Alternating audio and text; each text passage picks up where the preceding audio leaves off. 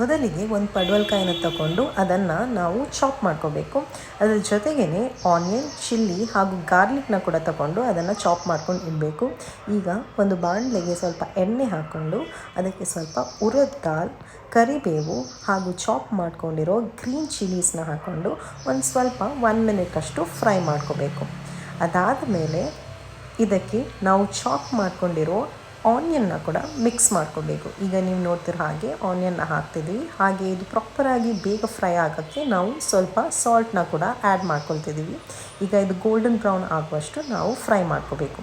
ಅದಾದ ನಂತರ ಇದಕ್ಕೆ ನಾವು ಕಟ್ ಮಾಡ್ಕೊಂಡಿರೋ ಪಡವಲಕಾಯಿನ ಹಾಕಿ ಅದಕ್ಕೆ ಬೇಕಾಗಿರುವಷ್ಟು ನೀರನ್ನ ಹಾಕ್ಕೊಂಡು ಇದನ್ನು ಈಗ ನಾವು ನಾವು ಈಗ ಜಾಗ್ರಿನ ಕೂಡ ಮಿಕ್ಸ್ ಮಾಡ್ಕೊಳ್ತಿದ್ವಿ. ಅಂದರೆ ಸ್ವಲ್ಪ ಜಾಗ್ರಿ, ಪಿಂಚ್ ಆಫ್ ಜಾಗ್ರಿನ ಆ್ಯಡ್ ಮಾಡ್ಕೊಳ್ತಿದ್ದೀವಿ.